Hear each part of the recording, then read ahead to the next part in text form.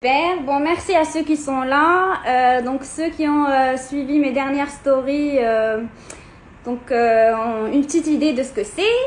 Je réexplique donc un petit peu le concept.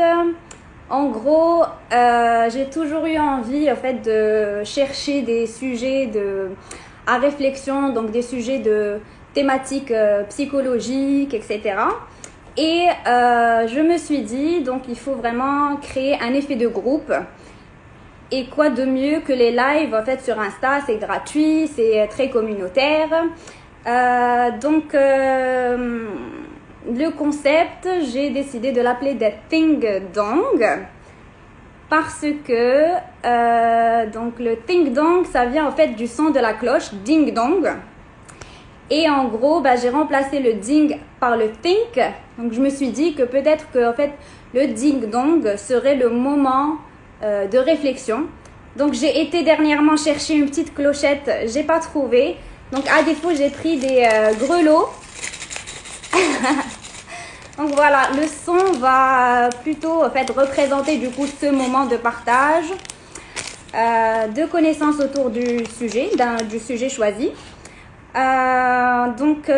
Aussi la finalité, c'est vraiment en fait à part ma finalité un petit peu égoïste qui serait en fait de m'obliger à chercher, de m'obliger à m'approfondir sur des sujets qui m'intéressent, serait aussi en fait de créer un effet de groupe comme j'ai dit au début et d'inclure vraiment toutes les personnes qui le souhaiteraient. Peu importe en fait leur carrière, peu importe leur orientation professionnelle. Voilà.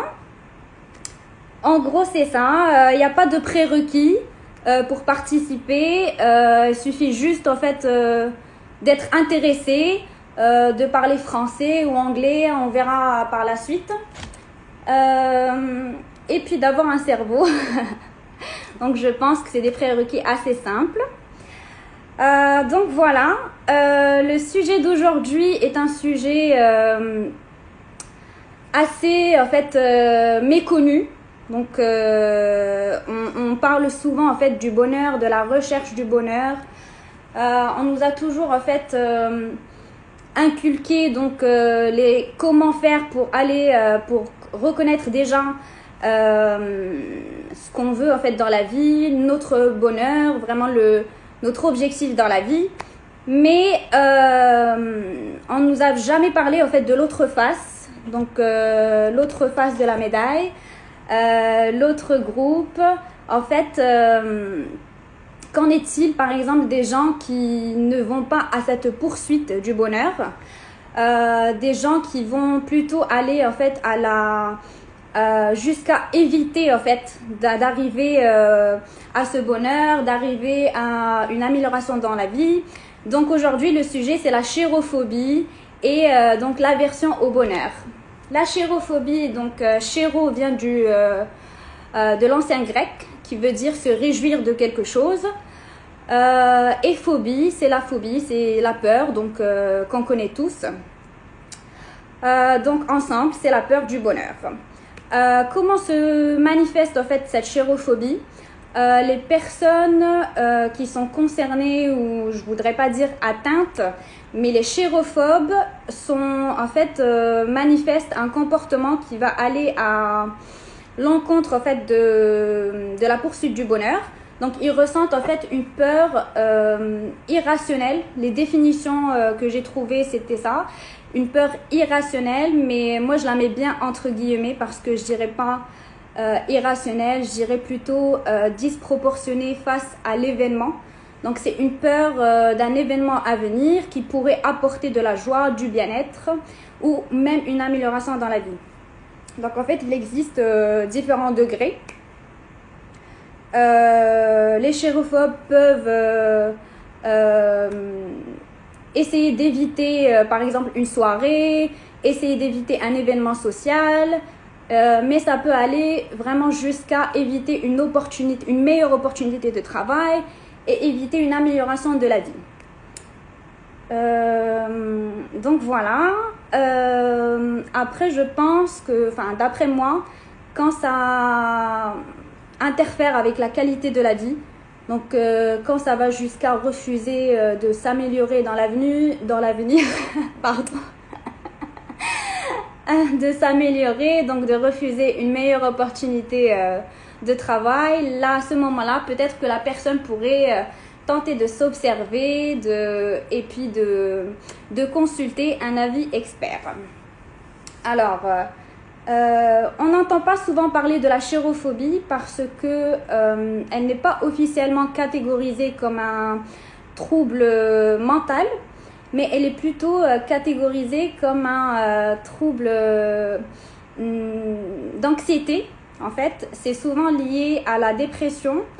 En fait, les personnes atteintes de dépression peuvent être chérophobes, mais l'inverse n'est pas toujours vrai, c'est-à-dire une personne chérophobe n'est pas forcément une personne dépressive. Comme on pourrait en fait le croire, les personnes chérophobes évitent le bonheur, mais ne sont pas des personnes tristes. Hein. Donc, c'est des personnes qui trouvent leur équilibre, leur bonheur dans le fait de stagner dans la vie, d'éviter le risque. Alors, donc voilà, les sources de cette phobie, en fait, les sources derrière cette phobie, en fait, les pensées qui nous poussent à éviter le bonheur sont de deux catégories. Donc, on a des pensées plutôt générales et des pensées intrinsèques. Donc, les premières pensées, d'après une étude en fait, réalisée sur 14 pays, on a trouvé que les deux pensées principales derrière ce comportement étaient je ne veux pas être heureux parce que la joie amène la tristesse. Donc, directement, en fait, on a un lien de conséquence. Donc, voilà, je pense que, en fait, l'absence, en fait, de la joie peut en tel être considérée comme tristesse, même si l'événement qui suit n'est pas forcément triste ou malheureux. Voilà. La deuxième pensée est la joie excessive a des conséquences négatives. Donc ça, c'est en fait des gens qui pourraient penser je peux être heureux, mais ça ne doit pas dépasser les limites parce que ce serait forcément trop beau pour être vrai. Donc voilà, en fait c'est quelque chose qu'on voit assez souvent, qu'on remarque pas facilement. Donc voilà, je peux être heureux, par contre ça doit rester dans les limites, je ne peux pas aller à la poursuite de la gloire, je ne peux pas aller à la poursuite du succès. Donc voilà, et les causes en fait intrinsèques, c'est je ne mérite pas d'être heureux, pourquoi moi et pas les autres. En fait, on est vraiment exposé, exposé à beaucoup en fait une exposition médiatique, pardon, je suis distraite par les... Donc, une exposition médiatique énorme, c'est-à-dire qu'on est au courant du bonheur, des événements heureux comme des événements malheureux et tristes, et ce qui fait comment dire, en fait, on arrive à un moment où on ressent une sorte de culpabilité. Si on approfondit un petit peu plus les sources de ce comportement, c'est de cette phobie. Donc, ça peut émaner de trauma, de l'éducation, de la culture. Donc, concernant en fait les traitements et les thérapies, il n'y a pas de traitement particulier pour cette phobie. Mais on conseille de l'hypnothérapie, de la TCC, donc de la thérapie cognitivo-comportementale. Et du coup, par la suite, je recevrai en fait une coach de vie, une coach professionnelle, donc certifiée, qui exerce ce métier depuis quelques années, qui va nous éclairer un petit peu plus sur en fait le point de vue coaching face à l'aversion au bonheur. Donc pour cela, je vais appeler Johanna. Je pense qu'elle est déjà en train de suivre. Alors, je ne sais pas comment faire. C'est la première fois. Je ne sais pas comment faire pour appeler.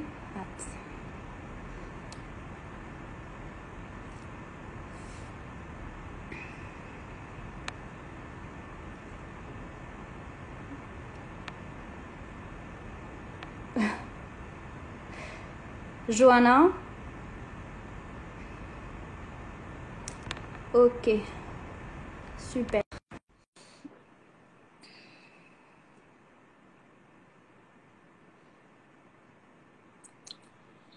Super. Salut Bonjour Johanna, Laure, bonjour à tous. ça va? Ça va très bien et Oui, toi? désolée, j'ai tardé à t'appeler, je ne savais pas comment faire. Il n'y a pas de souci, c'était très intéressant ton introduction. Et c'est vrai que ça expliquait bien la chérophobie. C'est en fait ces comportements négatifs que les personnes du coup entretiennent dans leur vie. Et c'est vrai qu'aujourd'hui, c'est intéressant en fait de pouvoir se pencher, de prendre conscience. Donc là, par rapport à ton introduction, je crois que les personnes vont pouvoir prendre conscience de ça et dire bah, comment aujourd'hui je peux changer. Donc, Ok, je crois qu'on va super. parler de ça. Oui, donc Johanna, tu peux te présenter rapidement Oui, alors je suis donc Johanna Saba, je suis coach professionnel certifiée et formatrice. J'accompagne en fait les personnes. Dernièrement, là, j'accompagne les femmes dans leur développement professionnel et personnel, à concilier vie personnelle et professionnelle.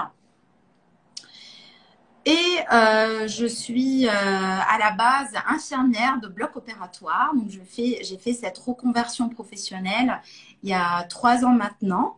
Je suis très contente. C'était suite à un déclic hein, que j'ai eu dans ma vie. C'était quand j'ai appris la maladie de maman, donc le cancer. Ça m'a remis dans une période où en fait j'étais vraiment en questionnement, en perte de sens, et je voulais comprendre comment le comment, du pourquoi, voilà, je comprenais pas tout, que ce soit dans la famille, que ce soit des personnes qui m'entourent. Et donc j'ai fait ce gros travail sur moi et aujourd'hui j'accompagne les personnes à pouvoir faire et créer ce changement dans leur vie parce que j'ai Ok. pris conscience que ça m'a apporté énormément du bien. Mhm. Et aujourd'hui, donc, j'ai ouvert mon cabinet à Fresnes et j'accompagne les personnes aussi par Zoom et Skype. Ok, super, parfait. Est-ce que tu peux nous dire, d'après toi, comment en fait le coaching peut intervenir et accompagner une personne qui a déjà pris conscience? Donc, je comprends qu'en fait, Oui. la première étape initiale avant de venir te voir, c'est vraiment de comprendre, enfin, de s'observer, de prendre conscience du problème qu'on a et de vouloir le résoudre. Donc, après cette étape, comment toi tu peux intervenir pour accompagner cette personne? Alors souvent, quand une personne vient me voir, c'est-à-dire qu'elle a un problème, il y a un malaise ou un mal-être, et elle veut comprendre pourquoi il y a ce malaise dans sa vie. Donc, moi, je peux accompagner cette personne-là si elle a décidé de changer ce mal-être. C'est-à-dire qu'aujourd'hui, elle me dit, Johanna, je suis malheureuse et j'arrête pas d'attirer en fait des situations où je suis triste, je suis malheureuse dans ma vie et je ne sais pas comment faire pour s'en sortir.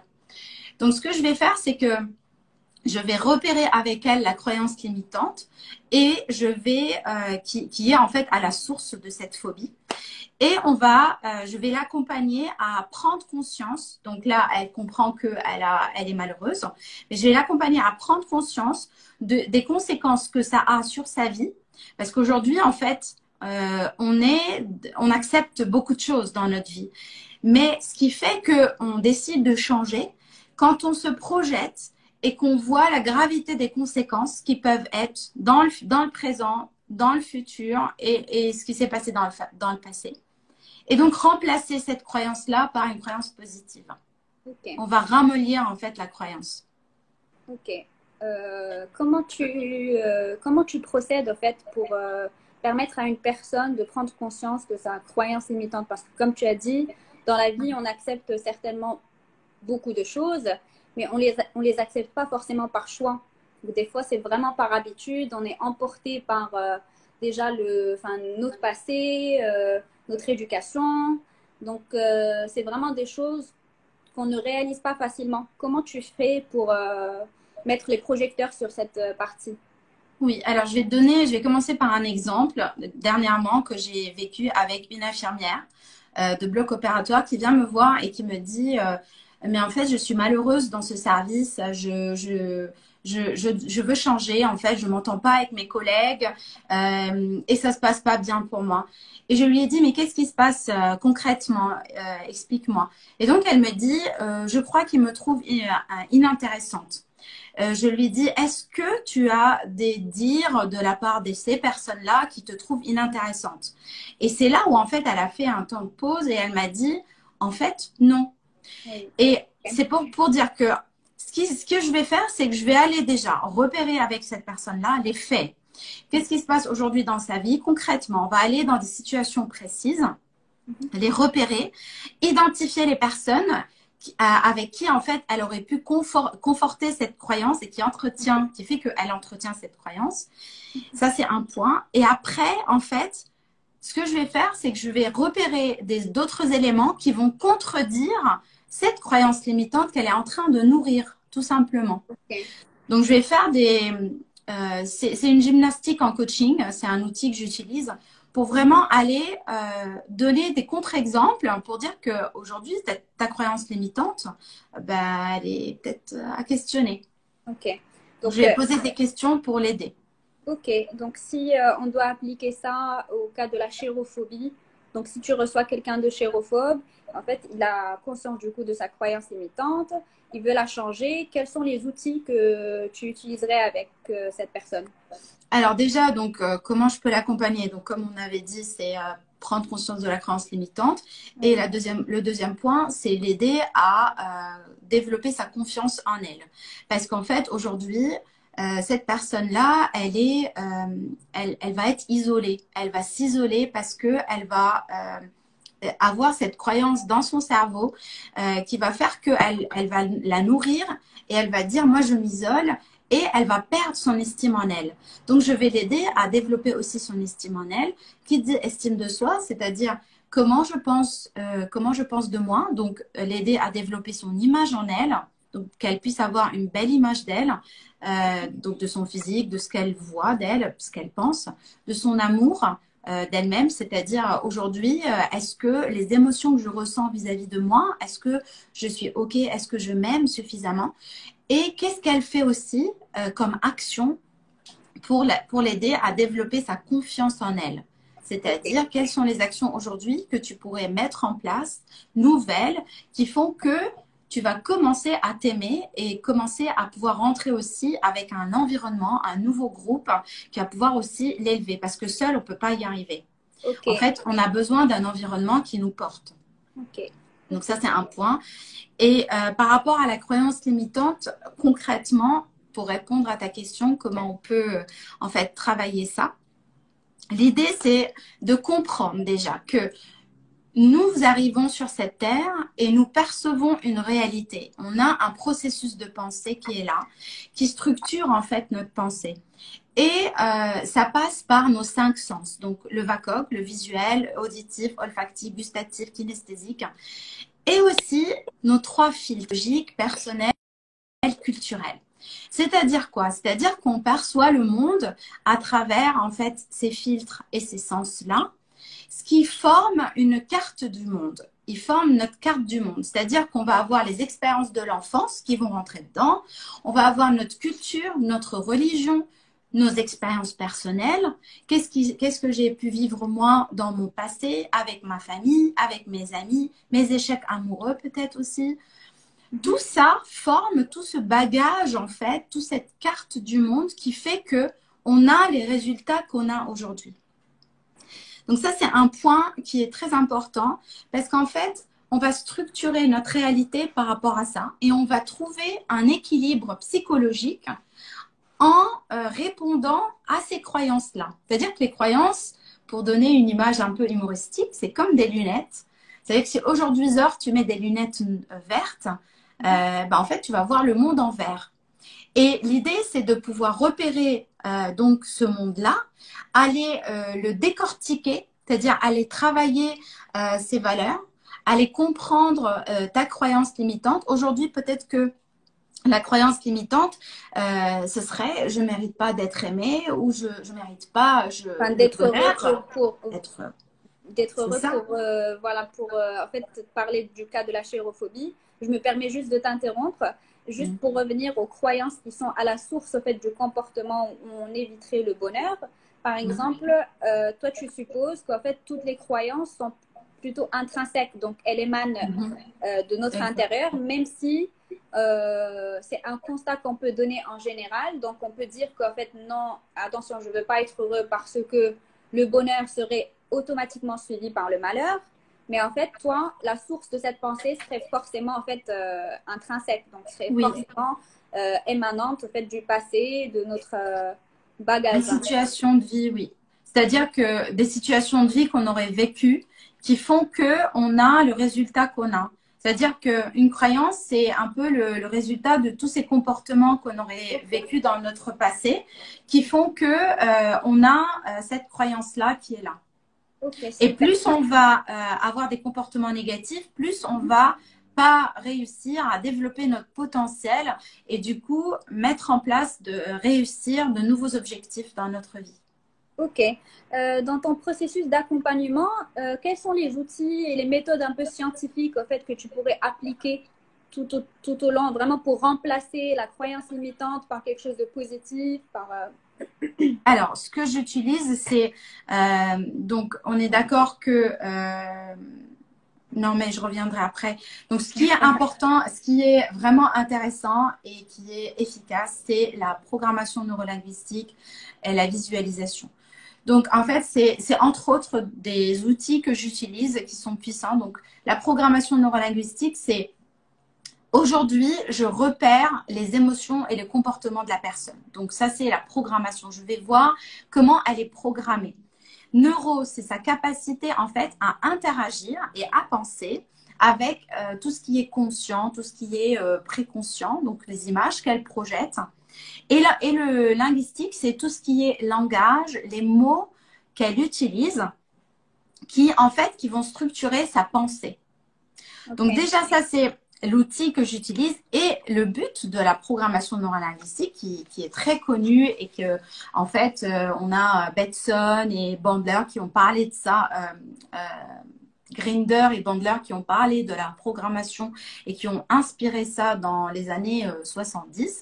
Mhm. Donc c'est des outils scientifiques prouvés, efficaces, qui ont vu en fait les résultats que c'est-à-dire qu'ils sont intéressés ces grands psychologues dans les années 70 aux résultats que les personnes ont utilisé la PNL et on dit mais c'est Ok. intéressant donc du coup on va les mettre en place et on va les appliquer à d'autres niveaux donc à Ok. tout le monde. Ok. Donc dans cette méthode-là, moi, ce qui m'intéresse, c'est de repérer le processus qui empêche aujourd'hui la réalisation, l'aboutissement d'un objectif que la personne atteint. C'est-à-dire aujourd'hui, je donne un exemple. La chambre de ma fille, bon, je donne souvent cet exemple, est en bazar. Donc, j'ai le choix de rentrer dans sa chambre. Soit je crie et je m'énerve et je suis en colère. Soit, en fait, je vais poser, réfléchir. Soit je vais partir, fuir. Donc, Ok. le but, c'est en fait, je vais repérer les trois comportements que les personnes vont avoir et qui sont la fuite, qui peuvent être la fuite, qui est un comportement négatif. C'est-à-dire, moi, je m'en vais, je fais rien. Et c'est Soit plutôt, en fait, c'est plutôt ce dont on parle dans ce cas-là, de la chérophobie. Donc, on est face à un événement heureux C'est-à-dire et que, donc on fuit. c'est-à-dire que ok, si on prend la chérophobie, ce serait pareil. C'est-à-dire, moi, dans cette situation, je suis sortie, je suis malheureuse, et ben donc j'ai vécu cette situation malheureuse. Ce qui va se passer, c'est que je vais me positionner en victime. Et là, c'est pour expliquer, c'est un cercle vicieux. C'est-à-dire que je vais rentrer dans ces trois procédés, soit la fuite, soit la victimisation, soit en fait, je vais réfléchir et je vais créer un dialogue. Donc, le but, c'est aujourd'hui de repérer avec elle quelle est la posture qu'elle a prise dans cette situation-là qui a fait qu'elle est malheureuse, Ok. qu'elle a développé en fait cet ancrage qui fait que là, moi, si je sors avec cette personne, je vais être malheureuse et donc je ne veux pas sortir, je m'isole et je fais rien. Donc, repérer avec la PNL ce processus de blocage qui l'empêche d'aller jusqu'au bout, en fait, d'être heureux, pour être heureuse. Donc, questionner sur le changement qu'elle peut mettre en place dans différents domaines de sa vie. Donc, le processus est très important. Et ça, c'est la puissance des outils en PNL. C'est aller repérer le pourquoi du comment. C'est le 3QOCP. Pourquoi dans cette situation-là, ça s'est passé comment? Et la visualisation, donc le deuxième outil, ce que je fais, c'est j'utilise en fait les niveaux logiques. C'est aussi un autre outil scientifique que j'utilise qui va aller en fait questionner le cerveau. Et c'est-à-dire que pour expliquer efficacement la situation, Diels a créé les niveaux logiques dans les années 80. Ça a été inspiré d'un autre modèle, donc dans les années aussi que Bateson a parlé, qui parle en fait de l'apprentissage et comment les personnes apprennent et changent dans leur vie. Et donc, il a créé ces 6 niveaux. Je ne vais pas rentrer dans les détails, peut-être qu'on n'aura pas le temps. Oui, donc, j'ai bien compris. Donc, l'idée, c'est de comprendre les niveaux logiques. C'est-à-dire, je vais questionner l'environnement, je vais questionner le comportement, je vais questionner la croyance, les valeurs, je vais questionner l'identité et je vais questionner la mission de la personne. C'est-à-dire, aujourd'hui, elle vient me voir par rapport à un problème par exemple identitaire, je vais aller travailler avec elle sur sa mission. Qu'est-ce qui est important pour elle aujourd'hui, qui donne sens à sa vie, et je vais aller nourrir en fait ces niveaux logiques, les aligner de sorte qu'elle puisse trouver du sens à sa vie et qu'après qu'elle puisse se mettre en action plus facilement. Et je sors pas d'un entretien avant qu'elle puisse en fait, elle-même trouver des choses à mettre en place. Donc, moi, je vais l'aider après les questionnements pour trouver des choses à mettre en place, les ancrer avec la visualisation pour qu'elle puisse changer après et créer ce nouveau chemin de vie. Ok, super. Et, avec la visualisation, donc pour clôturer un petit peu toute cette partie, et puis prendre des questions s'il y en a. Hein, si vous pouvez nous envoyer quelques questions à propos de tout ce qu'on a dit avant.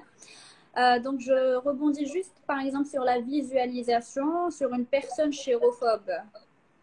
Comment cette visualisation peut l'aider à ne plus avoir peur des événements heureux, par exemple une soirée, un concert, une rencontre entre amis, d'une meilleure opportunité de travail, d'un meilleur avenir? Comment la visualisation, en fait,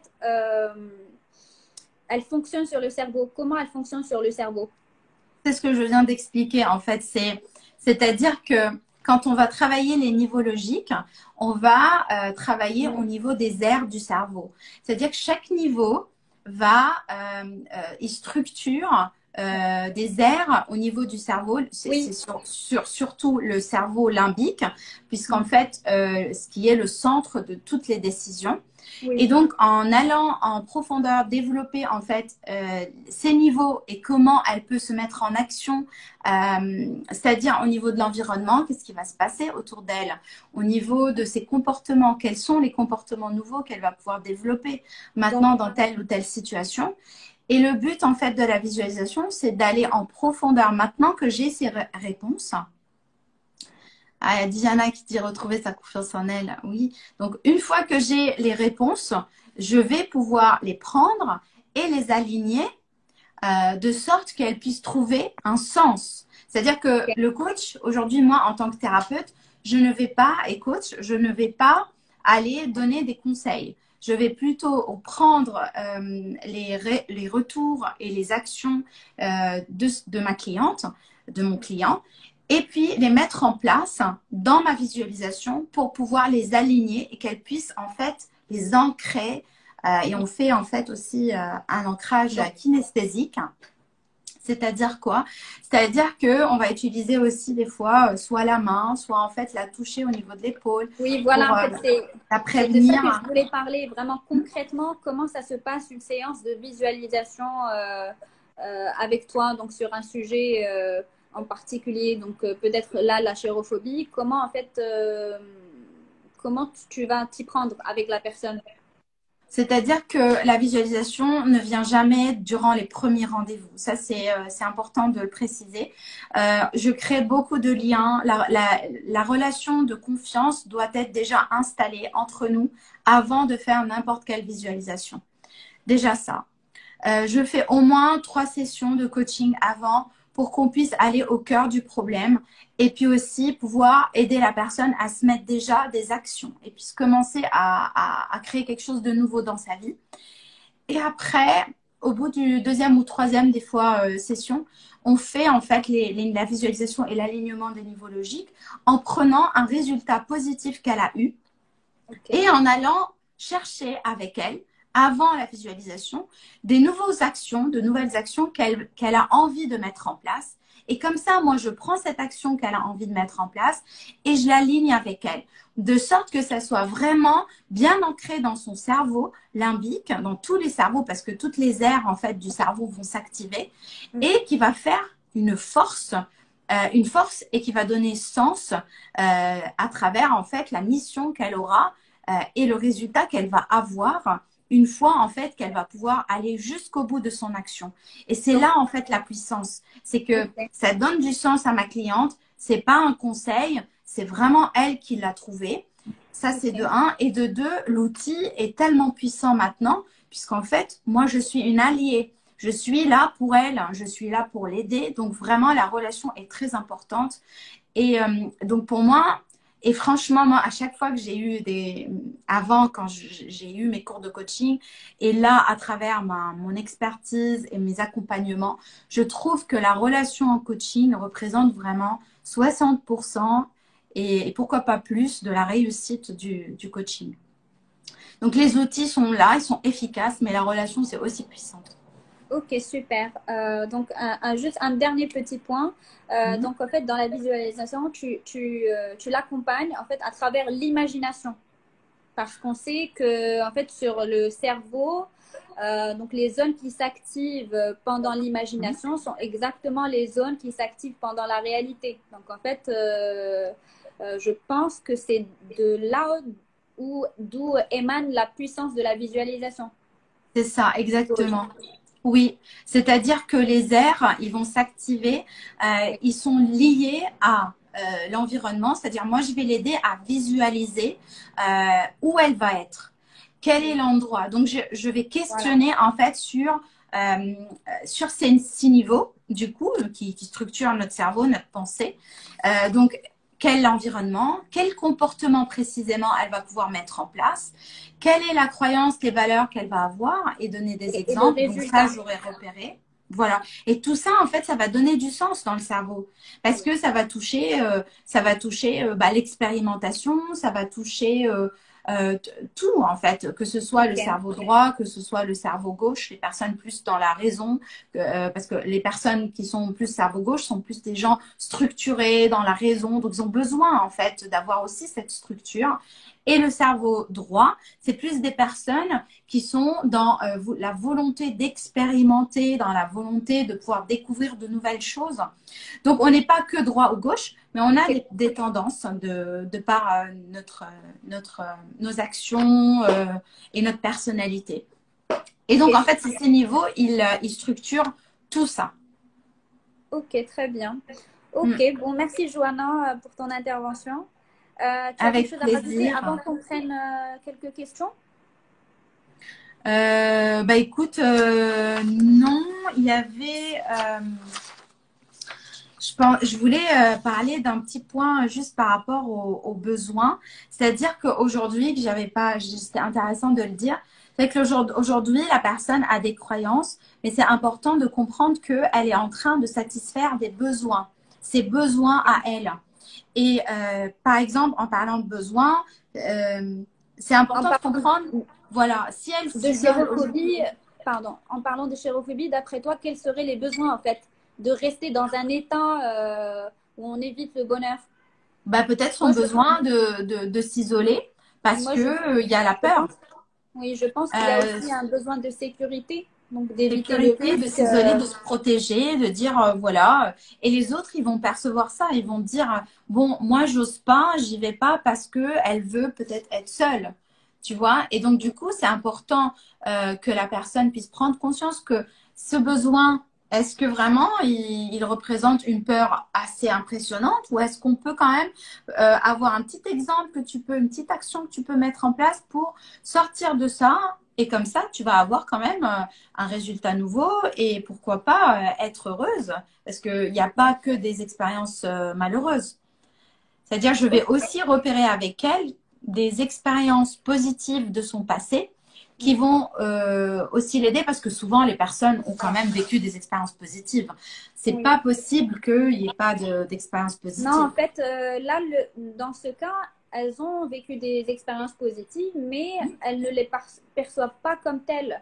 En fait, elles ont juste peur d'aller au-delà de ces expériences. Donc, tant qu'elles sont dans leur zone de confort, dans la stabilité émotionnelle, donc ça les arrange, en fait.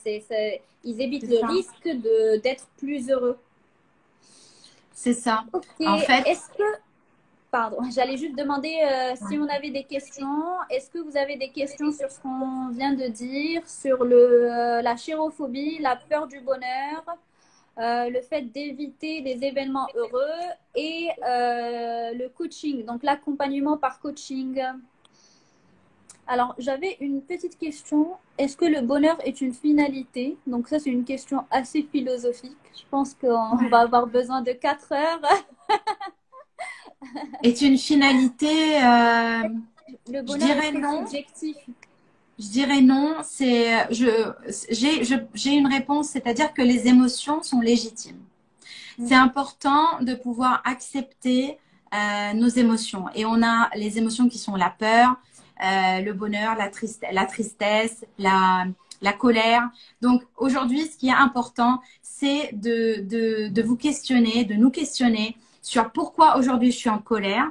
Parce que c'est pas grave si je suis en colère. Mais derrière cette colère, il y a forcément un besoin qui a été touché ou bien quelque chose qui a été fait qui respecte pas mon équilibre psychologique. Et ce qui est important de travailler avec un coach ou un thérapeute, c'est comment je peux développer mes comportements positifs pour que suite à ces situations-là, je me mets pas dans des états qui me met hors de moi. C'est Oui, juste et qui ça. peuvent aussi mettre en danger, par exemple, l'avenir, en fait, ou l'amélioration de la vie, la qualité de la vie. C'est ça. C'est ça. Donc, Ok, c'est légitime les émotions. On peut être triste aussi, c'est OK. Mais c'est important de, voilà, moi, dans les coachings, ça, c'est un point important, c'est de smarter l'objectif. C'est-à-dire, moi, j'amène la personne vers où? Si l'objectif est clair, on peut travailler ensemble et l'objectif sera atteignable. ok, super. Est-ce qu'on a des questions? Les 13 personnes qui nous regardent et qui nous suivent depuis tout à l'heure, est-ce que vous avez C'est quelques questions? super, je suis ravie. Merci pour cette initiative, Zor. C'est très intéressant, en fait, ces thématiques. De Ouais, rien, ça me fait autant plaisir, en fait. C'est ouais, l'intérêt, le plaisir est tout pour moi. Et en fait, comme j'ai expliqué au début, donc le premier intérêt est un peu égoïste. Donc, ça me pousse aussi à chercher, ça m'oblige à y consacrer du temps. c'est très intéressant parce que il y a Oui, d'autres personnes qui le font pas. Donc toi, tu es plus dans cette dynamique de recherche, d'être bien, comment je peux me développer personnellement et ça c'est énorme. Et j'ai envie de clôturer ça en disant que c'est vrai que je recommande à tout le monde de pouvoir en fait s'intéresser à son développement personnel, à pouvoir bah, aller jusqu'au bout en fait de leurs objectifs de vie, de comprendre pourquoi ils sont là sur cette terre et de prendre en fait les expériences blessantes ou négatives qui sont vraiment difficiles de la vie en force pour les transformer en une force qui va les porter et vraiment les emmener loin vers là où ils souhaitent y aller. ben, oui, oui, effectivement. Moi, en fait, dernièrement, si je peux conseiller une méthode en fait, de se développer, dernièrement, ce que je fais, c'est que en fait, je me plonge dans l'action. même sans préparation, sans rien du tout. Et je me dis que le fait de se lancer est déjà une étape de préparation où en fait on est ensuite obligé, donc par l'effet du stress et tout, sinon on procrastine et ça prend énormément de temps. Juste pour la petite anecdote, quand je devais déménager, j'ai pas attendu en fait le délai de mon préavis. En fait, j'ai pas attendu de trouver un autre logement jusqu'à ce que mon préavis soit posé. Donc en fait, je me suis lancée directement. Et puis ça m'a mis la pression en fait de chercher. Ça, c'est énorme. Parce que bon, moi, je te connaissant d'avant, tu avais pris cette décision et tu as été jusqu'au bout et ça, c'est impressionnant. C'est ça. Ok, bon, on n'a pas trop de questions. Non, alors on a des commentaires. Oui, on a des commentaires. Il est où le bonheur? Il est où? Eh oui, Carole. Il est là, c'est Carole Delbouy. Oui. Il est dans le cœur. C'est ma responsable. Oui, je me suis dit. Bon, Johanna, je te remercie beaucoup. On Avec plaisir. Notre intervention. Et ensuite, je vais appeler Émilie. Donc, Ah, on a une petite question. Yacine, que pensez-vous des personnes qui ont peur d'être heureux à cause de facteurs culturels, religieux ou politiques? Question qui ont peur à cause de facteurs. Alors là, ça rappelle un petit peu. Est-ce que c'est les conditionnements de la culture, de la société? C'est l'environnement dans lequel vit la personne qui fait, en fait, qui un peu préconditionne ce comportement d'éviter le bonheur. Donc, par exemple, le facteur culturel, en fait, dans un exemple. Est-ce qu'on peut avoir un exemple de Yacine? Est-ce que tu peux nous donner un exemple, Yacine, par exemple? En fait, je pense que Émilie va vraiment aborder cette question culturelle, religieuse et politique. Donc, je pense que je vais laisser pour en parler avec Émilie. En tout cas, moi, je réponds en disant que l'environnement, il influence beaucoup la personne. Donc, moi, ce que j'invite, c'est quand une personne change, ce serait important de pouvoir changer aussi son environnement et petit à petit, s'ouvrir vers autre chose de nouveau dans sa vie. C'est-à-dire qu'aujourd'hui, si on a des parents qui ont des croyances et des religions que nous, on ne partage pas, on ne peut pas aller loin avec ça. Donc, c'est important de pouvoir développer de nouveaux comportements, quitte aussi à changer d'environnement pour pouvoir évoluer et être fidèle à soi-même. Parce qu'on n'est pas nos parents, on n'est pas... Voilà, aujourd'hui, c'est important de faire cette différenciation que moi, je suis pas ma mère et je suis pas mon père. Certes, je suis le résultat, mais j'ai le droit aujourd'hui de pouvoir aussi décider de ma religion, de qui je veux être et de tout ce que je voudrais. Ok, super. Donc, merci voilà. Pour ta réponse. Avec plaisir. Bon, salut, je vais couper. Du coup, je rappelle et ensuite je prendrai Émilie. Super. Beaucoup de bonheur à tous et merci d'être là. Merci Johanna. Merci, salut.